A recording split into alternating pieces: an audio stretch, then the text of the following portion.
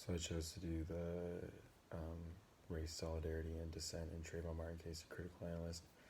And how would I summarize this article in my own words? I think they did a good job of kind of talking about the case, obviously, like giving a little background about it and everything, and highlighting a couple of things, and then talking about how the race in public space, because it was in a public space where the incident happened, and then also talked about how people reacted to it on the internet. I thought was very good, and kind of they shined light on the case, even though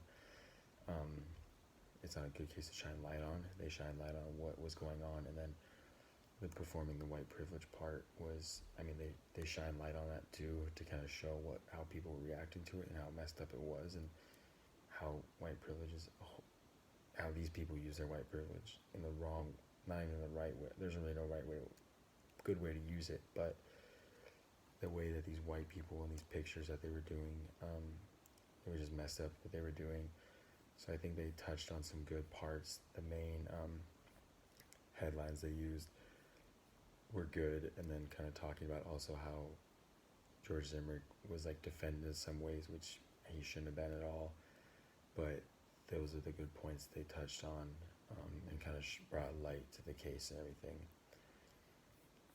One thing I found, some of the parts I find interesting, how they kind of talked about it, how it was talked about on the internet and social media and whatnot, and how people really, this was kind of they started like the first of many. So they always kind of like, if a case like this comes up, they kind of go back to this case, the very first one that happened, or that type of shooting that happened like this.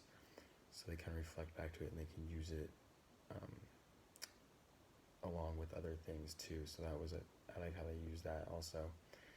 And then for questions I would have for the interviewer, I would feel like that there could have been,